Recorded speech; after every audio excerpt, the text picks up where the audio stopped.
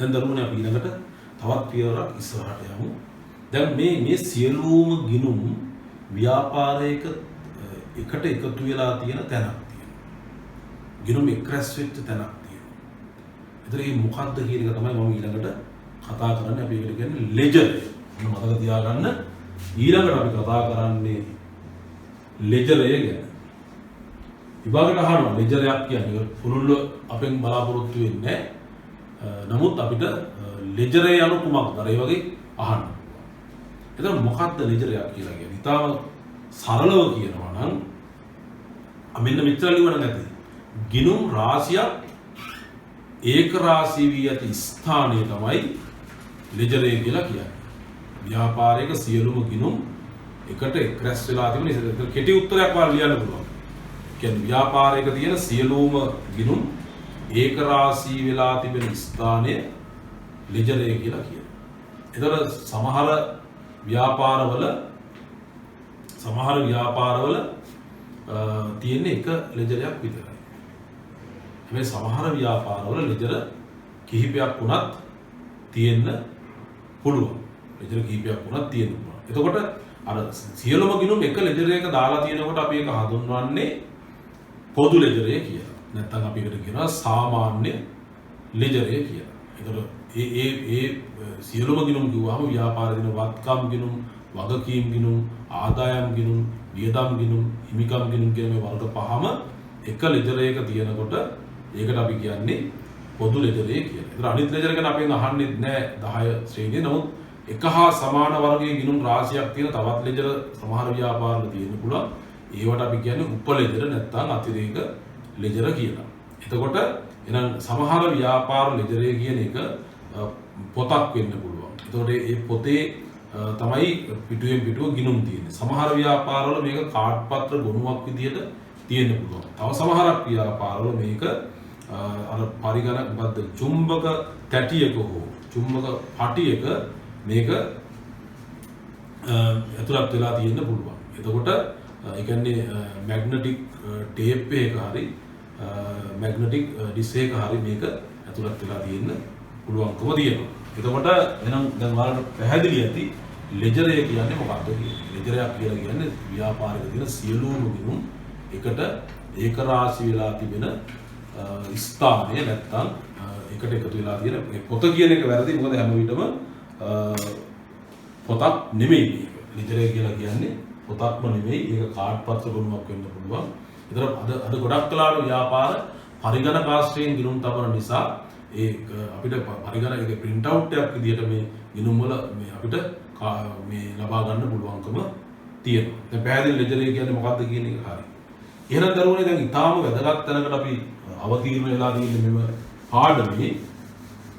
අපි ඊළඟට බලාපොරොත්තු වෙන්නේ දැන් ඕගොල්ලන්ට ඊටාම වැදගත් දෙයක් කියලා දෙන්නේ. ඒ තමයි මේ ditth සටහන් ගොඩනගාගන්නේ කොහොමද කියලා. ඒ කියන්නේ ව්‍යාපාරයක හටගැනෙන ගනුදෙනු ඇසුරින් ditth සටහන් ගොඩනගාගන්නේ කොහොමද කියන කාරණේ තමයි ඊළඟට අපි සාකච්ඡා කරන්න බලාපොරොත්තු වෙන්නේ. මම ගනුදෙනු කීපයක් අරගෙන ඒ ගනුදෙනු වල ditth බලපෑමයි ඒ ditth බලපෑම ඔස්සේ ditth සටහන් ගොඩනගෙන හැටි අපි බලමු උදාහරණ කීපයක් අරගෙන. අපිට ඒ සඳහා මෙන්න මේ වගේ වගුවක් අපිට නිර්මාණය කරගන්න වෙනවා. මේ බලන්න මේ අපිට පුළුවන් කොටස් තුනකට බෙදා ගන්න. කොටස් තුනකට බෙදාගෙන මේ කොටස් තුනේ පළවෙනි කොටස අපි ගන්නවා ගනුදෙනු මොකක්ද කියලා දාගන්න.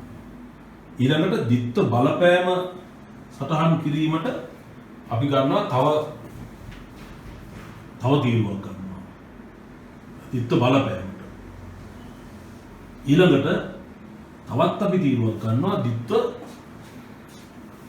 සටහන ඇතුළත් කිරීම සඳහා. එතකොට මේ විදිහට වගුවක් අපි සකස් කරගෙන බලමු.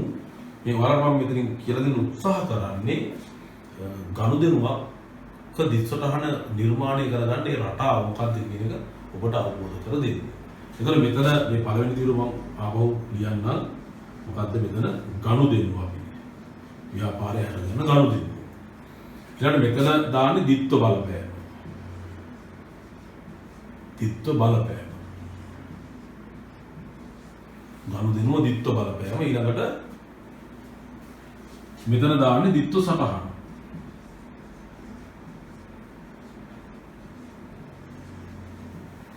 ගනුදෙනුව ද්විත්ව බලපෑම ද්විත්ව සටහන. මේ විදිහට කොටස් තුනකට අපි බෙදාගත්තා. ඔයාලා පටලවා ගන්න එපා. ද්විත්ව බලපෑම කියන්නේ ද්විත්ව සටහන කියන්නේ දෙකක්. මෙතනදී වෙන්නේ වත්කම් වගකීම් හිමිකම් ආදායම් වියදම් වලට ගනුදෙනුවේ ඇති කරන බලපෑම මෙතන දාන්නේ. මෙතන දාන්නේ හර ගිණුම් වලට හර බැර වෙන්නේ කොහොමද කියන කාරණය තමයි මෙතනදී සාකච්ඡා කරන්නේ. ඉතින් දැන් ඔයාලා කල්පනා කරන්න ඕනේ මේ ඉතාල වැදගත්ම කොටසක් මේක. කොහොමද ගනුදෙනුවක් අපි හර බැර වශයෙන් දිස්වරහන් ගොඩනගා ගන්න කියන්නේ. ඉතින් ඒක තමයි ඔයාලා මේ පුහුණු කරන්න මම මේ අභ්‍යාස කීපයක් ඔයාලට අරගෙන පෙන්වන්න හදන්නේ. අපි දැන් මෙතනදී වටිනාකම මම පස්සේ අපිට දාගන්න පුළුවන්. වටිනාකම නැතුව මම සරල ගනුදෙනු කීපයක් අරන් ඔයාලට කියලා දෙන්න. එකක් තමයි අපි සරල උදාහරණයක් ගමු. අයිතිකරු ප්‍රාග්ධනය මුදලින් යෙදීම. ප්‍රාග්ධනය මුදලින් යෙදීම. දැන් මේ ගනුදෙනුව ගත්තාම මේකේ ද්විත්ව බලපෑම ඔයගොල්ලෝ දැනටමත් ඉගෙනගෙන තියෙන්නේ. අපි බලමු කොහොමද මේක වෙන්නේ කියලා. ඔයාලට කලිනුත් කතා කළා මේක නැවත කතා කරමු කාරණයක්. එතකොට හැබැයි මෙතන දානකොට පොඩ්ඩක් ඔයගොල්ලෝ අවධානය යොමු කරන්න ඕනේ. අර දැන් මේ හර සටහන සාමාන්‍යයෙන් අපි ඉස්සෙල්ලා ලියන්නේ. බැර සටහන දාන්න ඊට පස්සේ. ඒ නිසා හර සටහනට අදාළ බලපෑම තමයි මුලින්ම අපි ලියා ගන්න. ඒකට අපි දන්නවා මේකෙදි ප්‍රාග්ධනයේ ව්‍යාපාර මුදලින් යොදවපුවාම ව්‍යාපාරේ මුදල් කියන වත්කම වැඩි වෙනවා. ඒ නිසා මෙතන දාගන්න ඕනේ මුදල් වත්කම වැඩි. ඊළඟට දෙවෙනි බලපෑම තමයි ප්‍රාග්ධනයේ කියන හිමිකම. ප්‍රාග්ධන හිමිකම වැඩි. මේකනේ ද්විත්ව බලපෑම. මේක ඔයගොල්ලෝ දන්න දෙයක්. මුදල් කියන වත්කම වැඩි වුණා, ප්‍රාග්ධනයේ කියන හිමිකමත් වැඩි වුණා. එතකොට දරුවනේ අන්න දැන් අපි බලමු කොහොමද දිස්වරහන ගොඩනගාගන්නේ. වත්කමක දැන් අර මම මූලධර්ම පහක් දුන්නේ මතකද? වත්කමක වැඩිවීම හර හිමිකමක වැඩිවීම බැර. දැන් මූලධර්මනේ හරි. අනිවාර්යයෙන්ම ගනුදෙනුවක එකක් හර වෙනකොට අනිත් එක බැර වෙනවා. හරි දෙකම හර වෙන්නේ නැහැ, දෙකම බැර වෙන්නේ නැහැ. එහෙනම් අපිට ගිණුම් දෙක මෙතන පේන්න තියෙනවා. මේ එකක් මුදල් ගිණුම අනික ප්‍රාග්ධන ගිණුම. ඒ නිසා මෙතන අපිට දිස්වරහන් දාගන්න පුළුවන්. මුදල් වත්කම වැඩි වෙන නිසා ගිණුමේ නම දාගන්න බෑ මුදල් ගිණුම. දැන් මෙතන මුදල් වත්කම හර නෙමෙයි. ඒ ගිණුමේ නම තමයි දාන්නේ. මුදල් ගිණුම හර. මුදල් ගිණුම හර. එතකොට හිමිකම් ගිණුම බැර නෙමෙයි. ගිණුමේ නම ප්‍රාග්ධන ගිණුම. ප්‍රාග්ධන ගිණුම බැර. ප්‍රාග්ධන ගිණුම බැර. මෙන්න දැන් අපි එක ගනුදෙනුවක් ඔයාලට කියලා දුන්නා කොහොමද මේකේ දිස්වරහන නිර්මාණය කරගන්නේ කියලා. ඉතින් ඔයාලා එකකින් මේක තේරුම් ගන්න අපහසුයිනේ. ඒ නිසා අපි තව උදාහරණ කීපයක් අරගෙන බලමු. උදාහරණ දෙක. අපි ගමු මෙහෙම. බැංකුවෙන් ණය මුදලක් ගත්තා. බැංකුවෙන් ණය මුදලක් ගත්තා. දැන් බලන්න මේකේ බලපෑම් දෙක මොකක්ද කියලා බලන්න. ඒ කියන්නේ වත්කම් වගකීම් හිමිකම් මේවට බලපාන්නේ කොහොමද කියලා. බැංකුවෙන් ණය මුදලක් ගත්තාම ව්‍යාපාරේ මුදල් කියන වත්කම වැඩි වෙනවා. එතකොට ඉස්සෙල්ලා ලියන්න ඕනේ ඒක හැබැයි. හර වෙන එකට අදාළ එක. මුදල් වත්කම වැඩි වෙනවා. මෙතන නිකම්ම මේ වත්කම් වැඩි වෙයි කියලා ලියන්න එපා. එතකොට අර ගිණුම හොයාගන්න බැරුව මොන වත්කමද වැඩි වෙන්නේ කියලා දාන්න ඕනේ. ඊට පස්සේ බැංකු ණය කියන වගකීම. බැංකු ණය කියන වගකීම ඒකත් වැඩි වෙනවා. බැංකු ණය වගකීම වැඩි. එතකොට දැන් බලන්න වත්කමක වැඩිවීම හරනේ. වගකීමක වැඩිවීම බැරනේ. ඒ නිසා අපි දිස්වරහන දැන් ගොඩනගා ගන්න අපිට හරිම ලේසි. මේ මොන වත්කමද වැඩි වුනේ මොන වගකීමද වැඩි වුණේ කියලා පේනවනේ. එහෙනම් මෙතන ගිණුමේ නම ලියනවා. මුදල් ගිණුම හර බැංකු ණය ගිණුම බැර. බැංකු ණය ගිණුම බැර. දැන් අපි උදාහරණ දෙකක් කතා කළානේ. දැන් බලන්න දරුවනේ තුන්වෙනි උදාහරණ. අපි තව එකක් අරන් බලමු. අපි ගමු ඊළඟට බැංකුවේ මුදල් තැන්පත් කිරීම. බැංකු ජංගම ගිණුම. බැංකු ජංගම ගිණුමේ මුදල් තැන්පත් කිරීම. බැංකු ජංගම ගිණුමේ මුදල් තැන්පත් කිරීම. මේ බැංකු ජංගම ගිණුමේ මුදල් තැන්පත් කරපුවාම ඇති කරන බලපෑම් දෙක හරිම ලේසි. ඔයගොල්ලෝ දන්න එකක් මෙතන. එතකොට වෙන්නේ අර ව්‍යාපාරේ බැංකු කියන වත්කම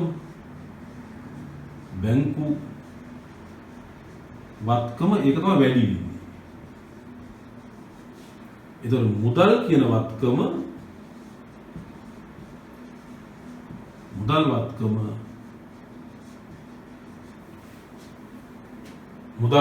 අඩු වෙනවා.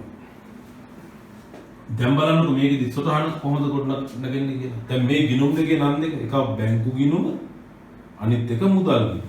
ඒතර එක වත්කමක් වැඩි වෙලා එක වත්කමක් අඩු වෙලා. වත්කමක වැඩිවීම හර වත්කමක අඩුවීම බැර. එහෙනම් දිස්සතහන මොකද්ද? බැංකු ගිණුම හර වෙනවා. බැංකු ගිණුම හර වෙනවා. මුදල් ගිණුම බැර වෙනවා. මුදල් ගිණුම බැර. එතකොට අපි දැන් ගනුදෙනු තුනකින් මම ඔයාලට දැනට කියලා දුන්නා කොහොමද දිස්සතහන් ගොඩ නැගින්නේ කියන එක. අපි ඊළඟට තවත් උදාහරණයක් අපි අරන් බලමු. අපි ගමුකෝ ණයගැතියන්ගෙන් මුදල් ලැබීම.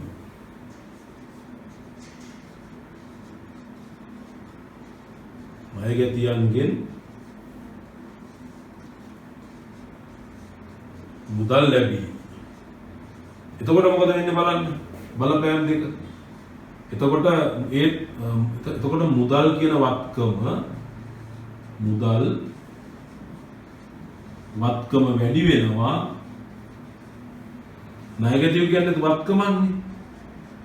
ණයගැති වත්කම අඩු වෙනවා.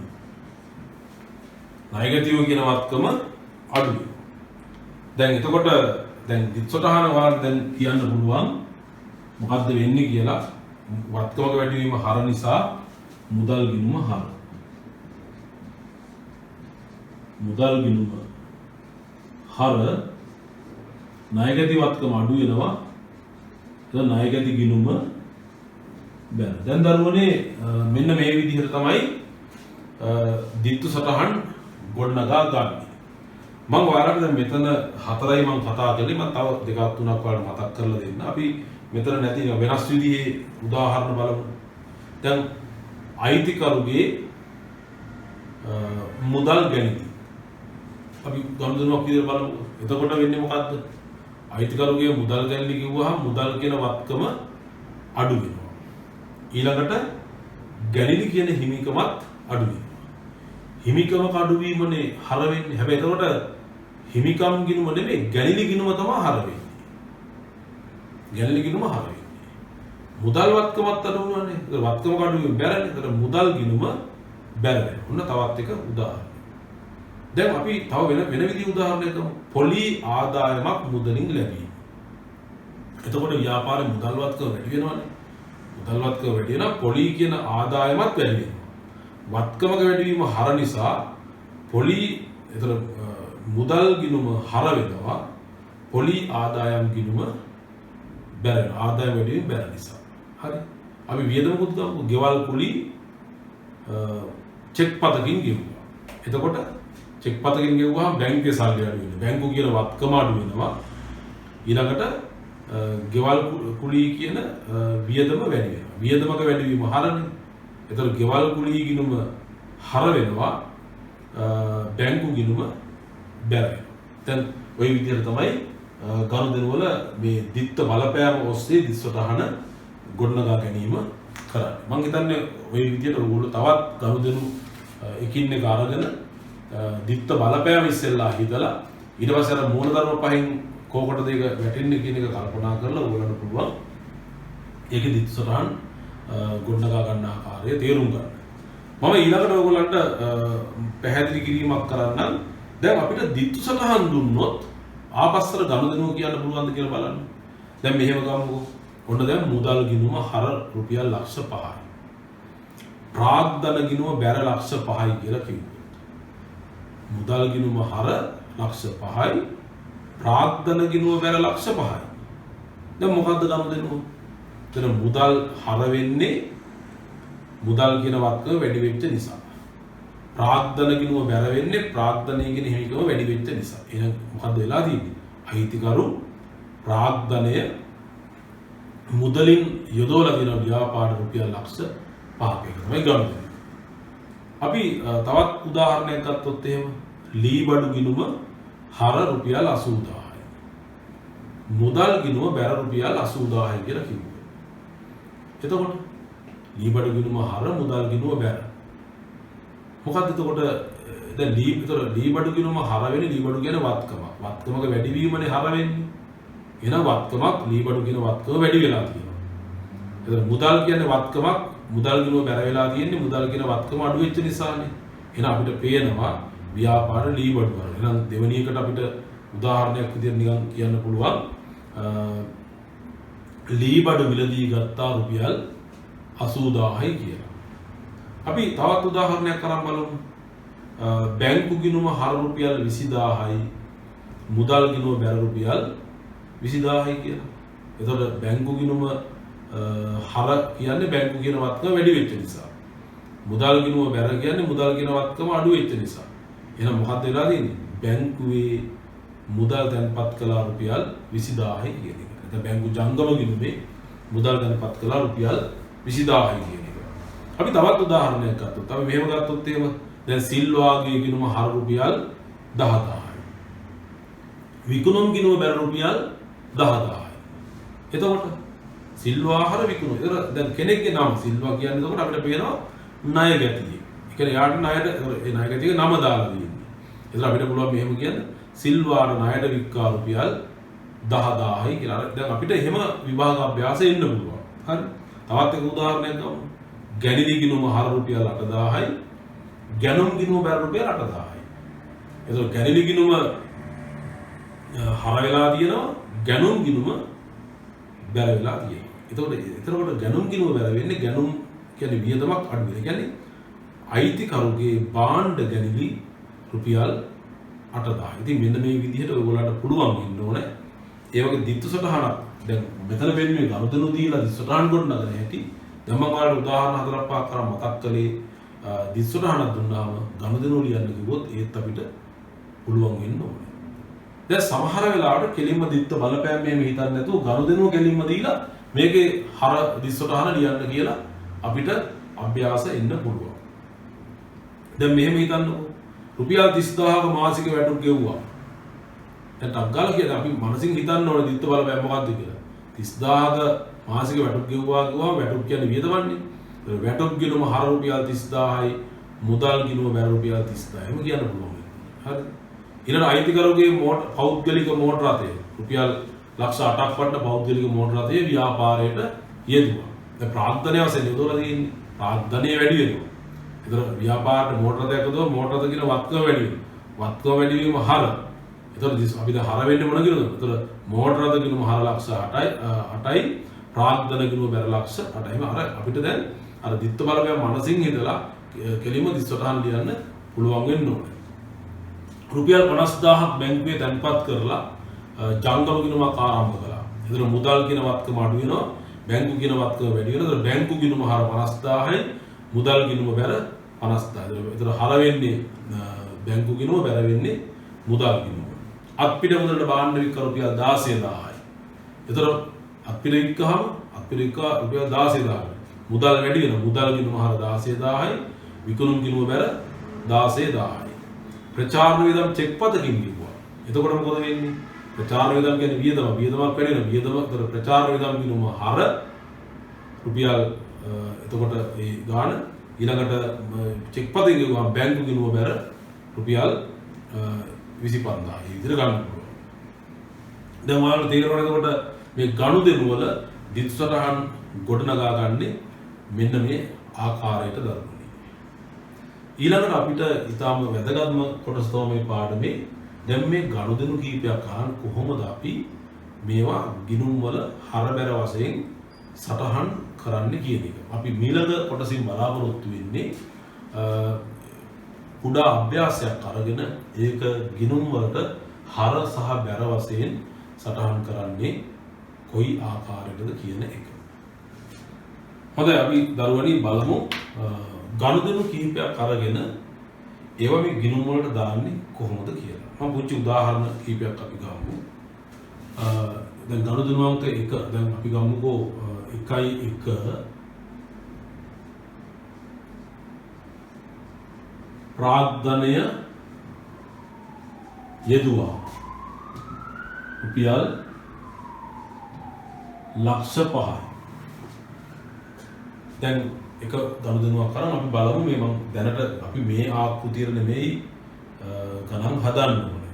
නමුත් අපිට කාලය ඉතිරි කර ගැනීම සඳහා මම සරල ආකෘතියක් භාවිතා කළේ. හැබැයි ඔබ ගනුදෙනු ගිණුම්ගත කරද්දී මේ ටී ආකෘතිය වෙනකොට දිනේ විස්තරය සංකල පිටුව වටිනාකම කියන ඒ සම්පූර්ණ ආකෘති භාවිතා කිරීම අවශ්‍යයි.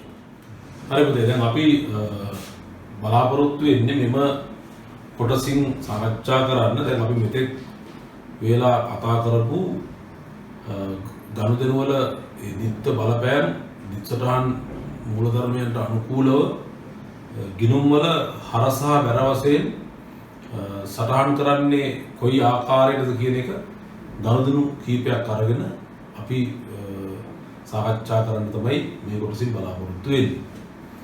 දැන් බලන්න දරුවනේ මෙතන මම ගනුදෙනු කීපයක් ගත්තා. අපිට ඉඩ ප්‍රමාණය සහ කාල වේලාවත් එක්ක අපිට ඔයගොල්ලෝ මේ මූලධර්මය පැහැදිලි කර දීමක් මම මෙතනදී බලාපොරොත්තු වෙන්නේ. මම ගිණුම් කීපයක් මෙතන රූල් කරගත්තා. ඔබත් කොට මේ ආකාරයට ගිණුම් රූල් කරගෙන මේ ගනුදෙනු කොයි විදිහටද සටහන් කරගන්නේ කියන එක පිළිබඳව අවබෝධයක් ලබා ගන්න. මේ ඔයගොල්ලන්ට 10 ශ්‍රේණියේදී අර ටී ආකෘතිය බලාපොරොත්තු වෙන්නේ නැහැ. සම්මත නිවැරදි ආකෘතියට රූල් කරන්න අවශ්‍යයි. දැන් එතකොට එක පැත්තකට තීරු 4ක් ඇතුළත් වෙන විදිහට දිනේ විස්තරය සංගල පිටුව වටිනාකම. දිනේ විස්තරය සංගල පිටුව වටිනාකම ආදී වශයෙන්. එතන මේ සෑම ගිණුමක්ම නම් කරන්න අවශ්‍යයි. මම කාලය ඉතුරු කරගන්න ඕන නිසා මේ ගිණුම විතරයි නම් කළේ. මේ ගිණුම් වල දෙපැත්තේ හරබැර කියලා ඔයගොල්ලෝ පරි දෙකේ දාගන්න අවශ්‍යයි මේ විදිහට.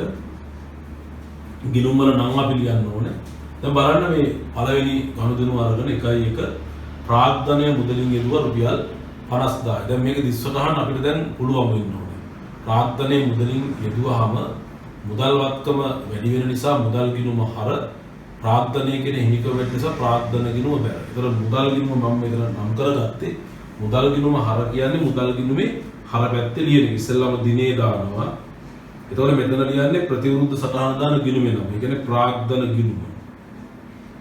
ප්‍රාග්ධන ගිණුම වටිනාකම රුපියල් 50000යි. මෙතන 50000 දාන්න.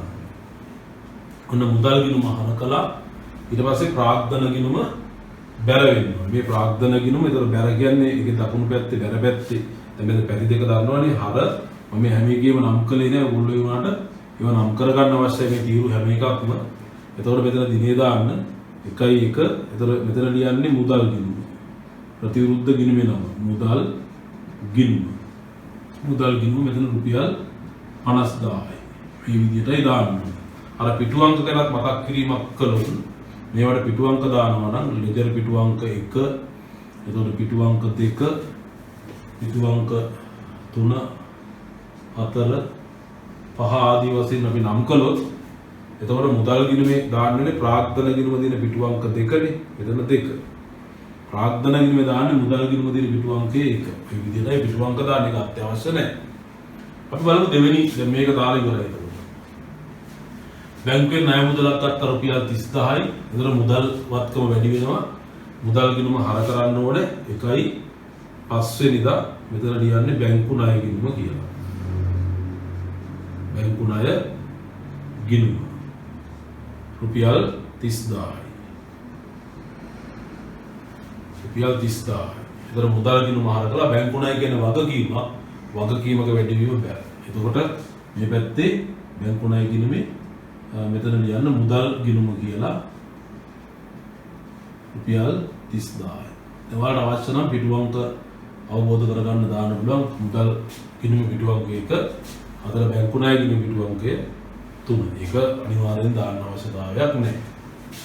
ඊළඟට දරුවනේ බලන්න මෙතන තියෙන අත්පිට මුදලට භාණ්ඩ ගත්ත රුපියල් 10000යි. ඒ අත්පිට මුදලට භාණ්ඩ ගත්තාම ව්‍යාපාරයේ මුදල් වත්කම අඩු වෙනවා. ගැනුම් කියන වියදම වැඩි වෙනවා. ඒතර මුදල් ගිණුම බැර කරන්න ඕනේ නිසා මෙතන 1.10 මෙතන ලියන්නේ ගැනුම් ගිණුම කියලා. රුපියල් 10000. මුදල් කියන වත්කම අඩු වෙනවා. එතකොට ගැනුම් ගිණුම නම් පිටු අංකයකට දාන්න පුළුවන් 5 අපි දාලා දෙන්නේ. ඊට පස්සේ ගැනුම් ගිණුම හර කරන්න ඕනේ. ගැනුම් වියදමන්නේ වියදමක වැඩිවීම හර. 1.10 මුදල් ගිණුම කියලා රුපියල් 10000. ඊළඟට තව එක ගණනය මම ගත්තේ අත්පිට විකුණුම රුපියල් 8000යි. අත්පිට වික්කාම ව්‍යාපාර මුදල් ලැබෙනවා. ඒ නිසා මුදල් ගිණුම හර 1.25 ප්‍රතිවිරුද්ධ ගිණුමේ නම ලියන්න ඕන. විකුණුම් ගිණුම රුපියල් 8000යි. විකුණුම් ගිණුම අපි දාලා තියෙන 4 වෙනි පිටු අංකයේ හැටියට. එතකොට විකුණුම් ගිණුම කියන්නේ ආදායම වැඩිවීම බැර 1.25 මෙතන මුදල් ගිණුම කියලා රුපියල් 8000ක් දාන්න.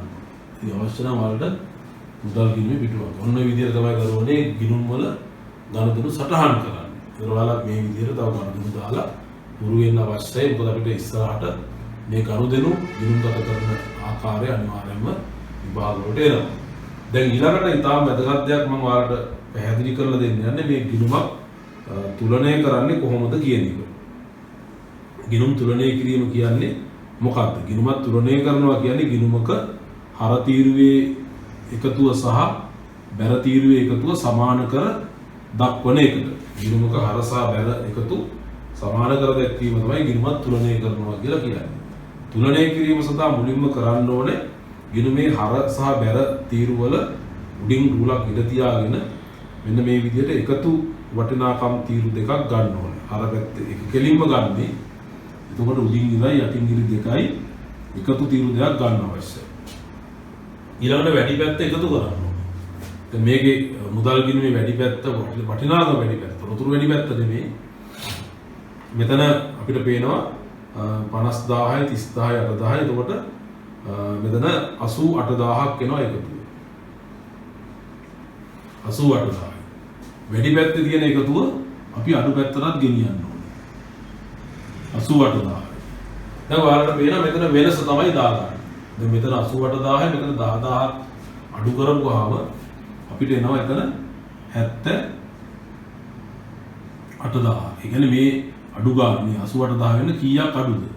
එතකොට 78000ක් අඩු. ඒකට අපි කියන්නේ ශේෂය කියලා. ශේෂය සොයාගත්තට පස්සේ ඒක ඔතන තියන් ඉන්න එක පල්ලෙහාට ගෙනියන්න ඕනේ. සාමාන්‍යයෙන් ගිණුමක් තුලනය කරන්නේ මේ කාල පරිච්ඡේදයේ අවසාන දිනේ. දැන් මේක ජනවාරි මාසෙනේ අපි කියමු 31 වෙනිදා කියලා. එතකොට ශේෂය පාගේ කියන්නේ පහළට ගෙන ගියා. එතකොට පැත්තම ආව වෙනවා. අපි පල්ලෙහාට ගෙනියනවා කියන්නේ මේ එකතුවට යටින්. මෙතෙන්ට දාන්න ඕනේ. දැන් හර පැත්තේ ශේෂයක් ආව නම් බැර පැත්තේ එකතුවට කියන්නේ. ඒ විදිහටයි දාන්න. එතන මෙතෙන්ට දා ගන්න ඕනේ 78000 කියන එක. ශේෂය. එතන අපි ලියන්න ඕනේ දැන් මෙතන දිනේ දාන්නේ 78000 ගෙනින් ඊළඟ කාල පරිච්ඡේදයේ ආරම්භක දින කියන්නේ 2.1.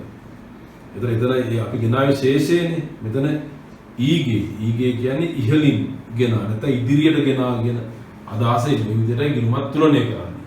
අපි තවත් ගිණුමක් අරගෙන පැහැදිලි කළොත් දැන් මේ ප්‍රාග්ධන ගිණුම බලන්න. ඒක එක අයිතමයි දීලා තියෙන්නේ.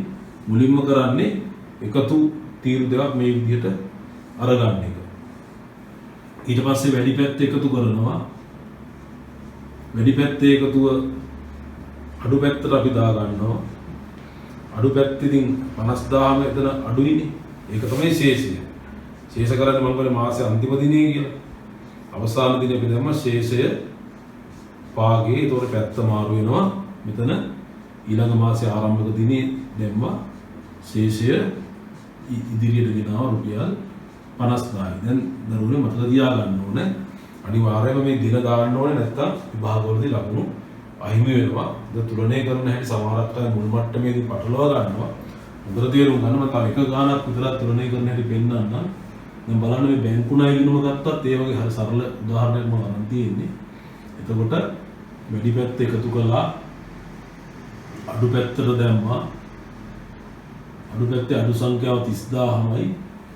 මෙතන දානවා මාසේ අන්තිම දිනේ ශේෂය මේ අපි හෙව්වේ. ශේෂය පාගේ. එතකොට 2.1 ශේෂය ඊගේ රුපියල් 32. මෙන්න මේ විදිහට ඔයගොල්ලෝ ඉතුරු ගිණුම් දෙකක් තුලනය කරන්න මතක තියාගන්න. එතකොට දරුවනි ඔයගොල්ලන්ගේ 6 වෙනි ඒකක කියන්නේ ගනුදෙනු වල දිත්ත බලපෑම කියන මේ ඒකකයේ යටතේ කතා කරන්න ඔයගොල්ලන්ට තිබිච්ච මූලිකම කරුණු කාරණා සියල්ලම වාඩි තාමත් විස්තරාත්මකවම පැහැදිලි කිරීම කළා. එතකොට ගනුදෙනු වල දිත්ත බලපෑම කියන්නේ මොකක්ද? ඒවට උදාහරණ දිස්වටහන් ක්‍රමය කියන්නේ මොකක්ද? දිස්වටහන් ක්‍රමය ආදිගත්තු කවුද? දිස්වටහන් මූලධර්ම පහ මොනවද? ඊළඟට ගිණුමක් කියන්නේ මොකක්ද? ගිණුම් වල ගිණුම් නිර්මාණය කරගන්න පුළුවන් විවිධ ගිණුමක හැඩය පිළිබඳව, විවිධ ආකෘති පිළිබඳව ගිණුම් වර්ග ටික ඒවට උදාහරණ අපි කතා කළා. ඊට පස්සේ ගනුදෙනු අරගෙන ඒවැ දිත්ත බලපෑම ඔස්සේ දිස්වටහන් ගොඩනගා ගන්න ආකාරය පිළිබඳව ඊළඟට ඔයගොල්ලන්ට දිස්වටහන් දීලා ගනුදෙනු කොහොමද ගොඩනගා ගන්න කියන එක. ඒක ගනුදෙනු ටිකක් දීලා හර වෙන ගිණුම බැල වෙන ගිණුම වෙනම ගන්න කොහොමද කියන එක. මේ පිළිබඳව අපි දීර්ඝ වශයෙන් සාකච්ඡා කරලා අන්තිමට ඊටම සරල උදාහරණයක් අරන් ගනුදෙනු කීපයක් අරන් ඒව ගිණුම් වලට හර බැල වශයෙන් දාන්නේ කොහොමද? සහ ඒ ගනුදෙනු ඒ ගිණුම් තුලනය කරන්නේ කොහොමද කියන කාරණේ පිළිබඳව තමයි මේ ඒකකයේ යටතේ සාකච්ඡා කළේ. ඉතින් දරුවනි මේ ඔබගේ 10 වසර පෙළ පොතේ තියෙන මේ 6 වෙනි ඒකකයට අදාළ ක්‍රියාකාරකම් තියෙනවා. ඒතකොට ඒ ක්‍රියාකාරකම් නැවත ඔයගොල්ලෝ අරගෙන අභ්‍යාස කරලා මේ ඒක නිදසුන් දීලා තියෙනවා. ඒ නිදසුන් නැවත කරලා ඔබගේ මේ පාඩම සම්බන්ධව තියෙන දැනුම වර්ධනය කරගෙන ඔබගේ අනාගත අධ්‍යාපන කටයුතු සාර්ථක කරගන්න ලෙස ඉල්ලා සිටිනවා. ඔබ සියලු දෙනාටම ජේසු පිහිටයි.